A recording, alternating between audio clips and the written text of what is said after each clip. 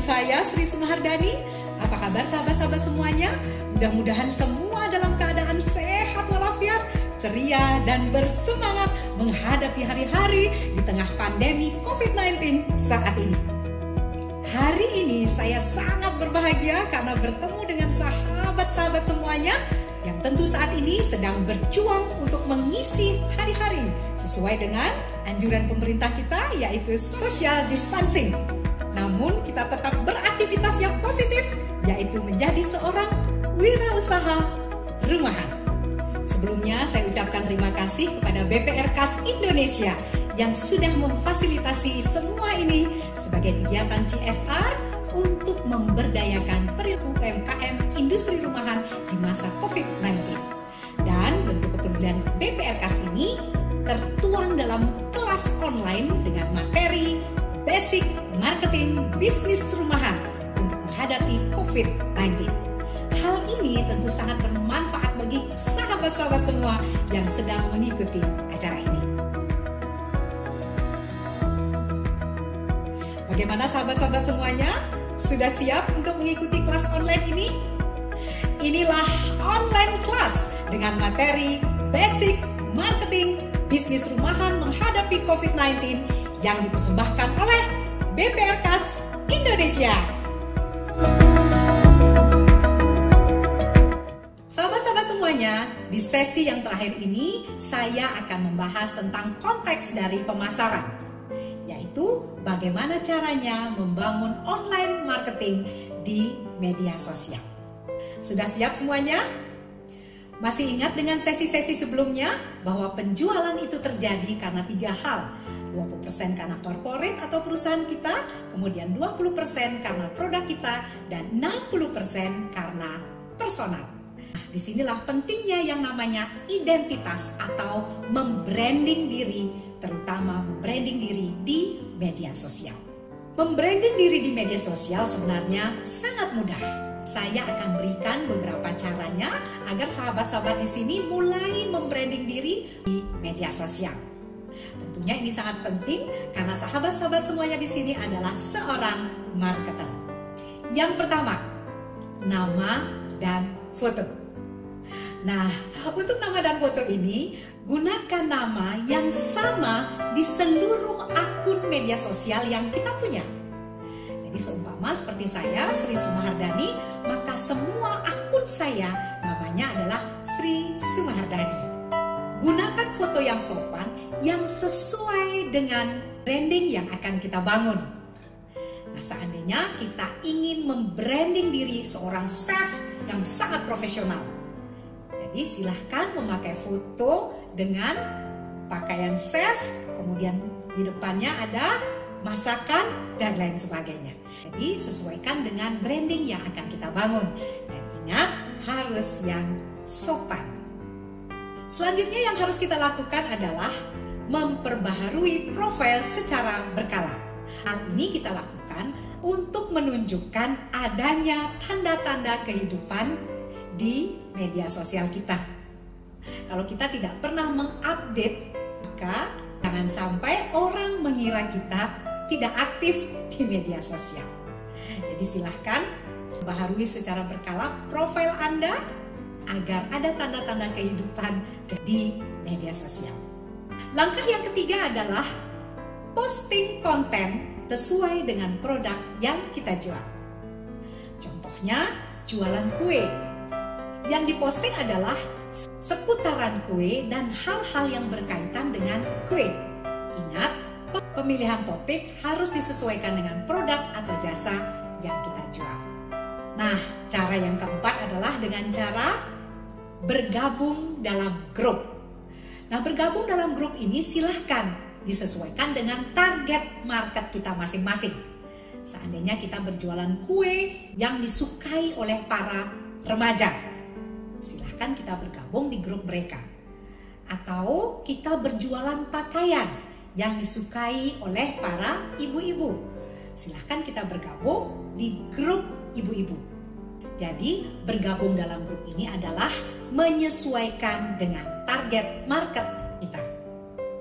Ayo, kira-kira apakah sahabat-sahabat di sini sudah masuk ke dalam grup-grup di mana nanti kita akan menjual produk dan jasa yang akan kita tawarkan kepada mereka.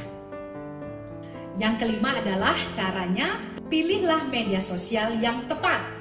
Tepat di sini artinya sesuai dengan strategi dari segmentasi market yang kita akan lakukan.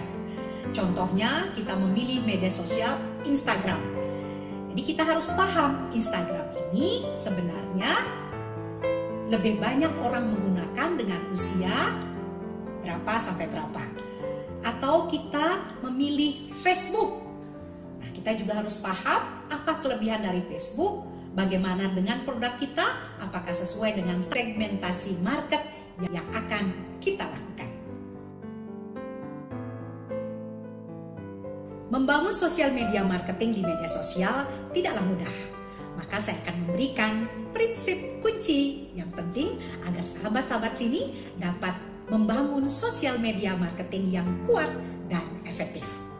Yang pertama adalah go multi channel. Bangun digital presence di berbagai channel. Minimal bisa hadir di Facebook atau Instagram. Lalu bangun komunikasi digital yang bersifat terpadu dan saling berhubungan. Yang kedua adalah follow figur-figur yang menjadi influencer. Nah, kalau Anda mempunyai Facebook atau Instagram, kita harus memfollow orang-orang yang berpengaruh dan arahkan marketing berdasarkan pilihan demografi yang sesuai dengan pasar Anda. Contoh, ketika kita memfollow orang-orang yang berpengaruh di sekitar kita atau di mana tempat tinggal kita, seumpama para pejabat, bupati atau gubernur, atau juga tokoh-tokoh seniman, atau juga info-info yang banyak sekali influencernya. Silahkan di follow dan tentu Anda akan mendapatkan hal-hal yang banyak dari mereka. Selanjutnya yang harus kita lakukan adalah pikirkan tentang multimedia atau visual fotografi yang menarik. Nah, audiens, terutama anak-anak muda, lebih senang atau lebih menyukai konten-konten dengan tampilan visual yang menarik.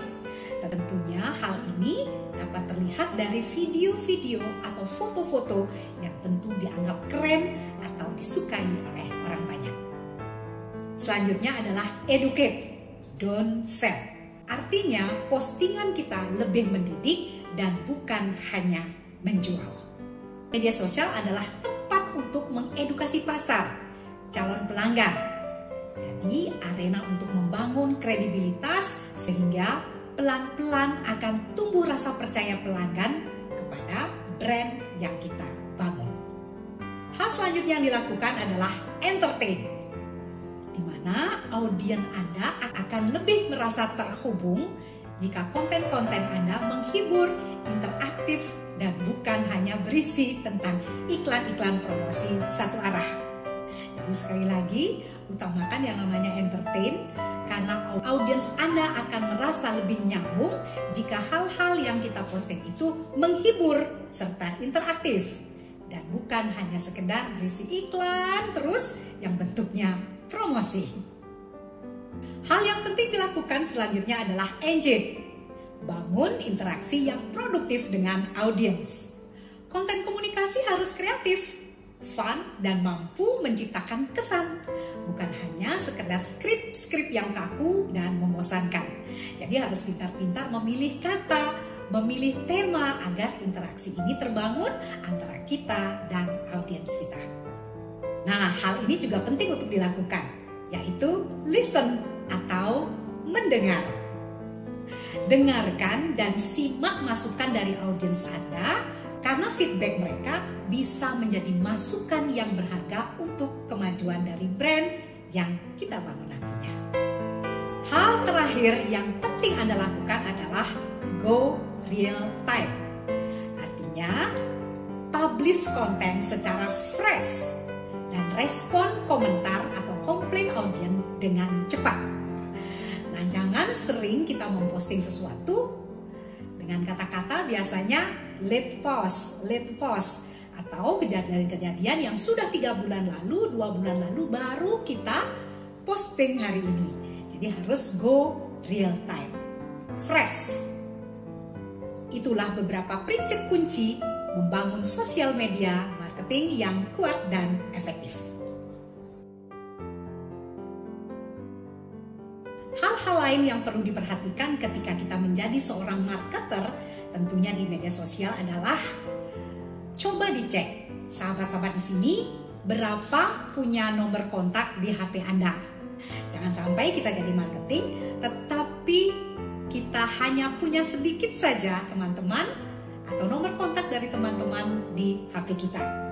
Kalau saya pengalaman menjadi marketing minimal ada 1.000 orang atau minimal 1.000 kontak yang ada di HP kita. Coba dicek sekarang. Yang kedua, berapa jumlah grup WA yang Anda punya? Nah, jangan sampai kita jadi marketing, kita tidak tergabung dalam komunitas atau grup-grup WA yang tentunya ini sangat bermanfaat ketika kita menjadi seorang marketing. Kemudian hal yang penting juga, sudahkah sahabat-sahabat di sini mempunyai akun Facebook dan berapa kira-kira friend-nya? Nah, kita tahu bahwa maksimal dari friend dari Facebook adalah 5.000. Jangan sampai kita hanya mempunyai friend di Facebook kurang dari 1.000. Semakin banyak teman-teman kita di Facebook, maka kita akan semakin mudah untuk memasarkan produk atau jasa yang nanti akan kita tawarkan kepada mereka. Kemudian, sudahkah Anda mempunyai akun Instagram? Dan berapa followernya? Nah, ini juga bisa kita lihat. Kita kalau mau yang namanya jualan online, jangan sampai kita tidak punya akun yang namanya Instagram. Karena cara ini sangat efektif ketika kita akan menjadi seorang marketer di media sosial. Strategi selanjutnya yang dapat kita lakukan di online marketing adalah dengan cara strategi melalui nomor kontak. Nah, seperti tadi yang saya sampaikan bahwa kita harus banyak punya nomor kontak. Di antara nomor kontak itu, kita akan kelompokkan terlebih dahulu. Mana kelompok yang berdasarkan jenis pertemanan, kemudian potensinya, kemudian influencernya yang bisa kita jadikan untuk testimoni. Nah, untuk jenis pertemanan, apakah itu teman, apakah itu teman sekantor, teman sekolah atau kuliah, atau berdasarkan family dan sebagainya, silahkan dikelompokkan. Kata orang, pertemanan ini bisa dibagi menjadi 3, yaitu mentoring friend, buddy friend, dan following friend. Nah, 3 hal ini harus seimbang. Siapa mentor friend kita, siapa buddy friend kita, dan siapa following friend kita. Apakah sudah dikelompokkan? Kemudian yang kedua adalah dari potensinya. Nah, potensi di sini, potensi dari target market kita. Mana yang berpotensi sangat tinggi untuk membeli dari produk yang kita jual, dan mana teman-teman kita yang tidak terlalu berpotensi untuk membeli dari produk dan jasa yang kita tawarkan nanti kepada mereka. Nah, tentang influencer, ini sangat berpengaruh dengan keberhasilan kita ketika marketing, terutama di hal testimoni. Nah, saya banyak sekali punya teman-teman yang berhasil menjadi seorang marketing untuk usahanya sendiri karena dia banyak sekali punya teman yang teman tersebut adalah seorang influencer, orang yang berpengaruh. Jadi strateginya, karena kita berteman dengan mereka, maka merekalah kita jadikan sebagai testimoni dari produk kita.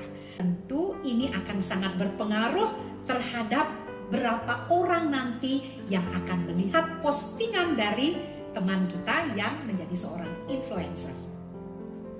Strategi online marketing selanjutnya dapat melalui grup WA atau lainnya. Nah, kelompokkan grup WA berdasarkan kedekatan, kemudian keaktifan kita sebagai anggota, dan tentunya juga berdasarkan potensinya. Kalau belum aktif, mulailah kita aktif berkomentar di grup WA yang kita miliki. Jangan langsung menjual, karena nanti kita dianggap tidak beretika. Tidak pernah muncul, tiba-tiba muncul kok berjualan. Mulai sedikit demi sedikit kita berkomentar di grup tersebut, dan selanjutnya kita akan diterima ketika kita mulai berjualan di grup WA yang kita miliki. Jadi sangat mudah sebenarnya kita berstrategi jualan di grup WA yang kita miliki. Hal selanjutnya yang akan saya sharingkan adalah bagaimana membangun marketing di media sosial. Media sosial dalam konteks marketing diartikan sebagai kemampuan melakukan percakapan atau berinteraksi online dengan orang lain. Jadi, tidak dianggap sebagai media sosial dalam marketing ketika tidak ada interaksi. Sekali lagi, tidak dianggap sebagai media sosial dalam marketing jika tidak ada interaksi. Jadi jika Anda mempunyai akun media sosial namun tidak pernah berinteraksi, maka hal ini tidak dianggap marketing. Nah, pertanyaannya adalah bagaimana akun Facebook dan Instagram kita untuk sebuah marketing? Saya akan jelaskan beberapa tips dasar di akun Facebook dan Instagram agar sahabat-sahabat di sini dapat mempergunakannya secara efektif dari akun yang sahabat-sahabat miliki. Yang pertama adalah lengkapi profil.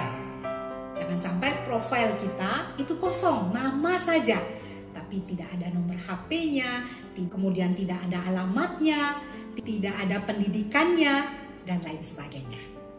Selanjutnya, ikuti akun orang lain. Di sini artinya kita memfollow orang-orang yang berpengaruh. Kemudian yang ketiga adalah perhatikan pemilihan kata. Ketika kita mengupload sebuah konten, pilihlah kata-kata agar kata-kata tersebut mudah untuk dipahami oleh orang lain. Tips dasar selanjutnya adalah interaktif dengan follower. Ketika ada follower yang menyapa kita baik secara DM ataupun di kolom komentar, kita juga harus aktif untuk menjawabnya. Selanjutnya adalah gabung dengan obrolan dari netizen. Jadi kita harus gabung dengan obrolan para netizen agar akun kita terlihat oleh mereka. Tips dasar selanjutnya adalah gunakan hashtag yang populer. Atau hashtag di sini adalah tanda pagar. Jadi tanda pagar seperti saya seumpama public speaker profesional, public speaking, marketing, dan sebagainya. Silahkan tanda hashtag ini disesuaikan dengan produk yang kita jual. Nah, tips yang paling penting di sini, jangan kita selalu jualan. Kalau kita selalu jualan sedangkan tidak ada hal-hal bermanfaat yang lain, maka orang akan tidak mau memfollow akun dari Instagram atau Facebook kita. Nah, ini tips dasar untuk sebagai pemanis adalah adakan yang namanya kuis berhadiah. Jadi silahkan Anda mengeluarkan sebuah promosi dalam bentuk kuis berhadiah para netizen yang memfollow akun kita. Sahabat-sahabat semuanya, untuk marketing di media sosial, saya sarankan Anda minimal memiliki akun Facebook dan akun Instagram. Untuk bagaimana caranya membuat akun, kemudian bagaimana caranya membuat foto-foto dan video yang menarik, bagaimana caranya mengupload, bagaimana caranya untuk menyebarkan, silahkan secara teknis Anda dapat mengetahuinya secara googling. Nanti akan Anda dapatkan informasi yang Anda butuhkan. Jika Anda belum puas dengan informasi ketika googling, silahkan hubungi staf ahli kami, yaitu @winninghouse dengan Kak Nia.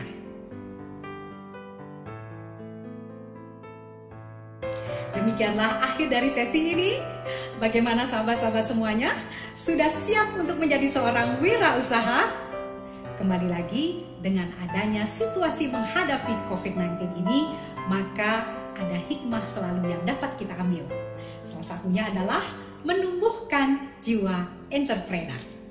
yang tentu nantinya dapat menjadi penghasilan keluarga. Dengan harapan hal ini akan dapat menjadi usaha yang sukses sehingga berkembang menjadi bukan lagi industri rumahan, tapi sudah menjadi industri yang lebih besar lagi. Bermula dari rumahan dan berujung pada kesuksesan. Jika sahabat-sahabat di sini ingin mengetahui informasi tentang kredit online dari BPR Kas Indonesia, silahkan buka website di sini www.bprkas.com dan semua akan terlayani dengan senang hati.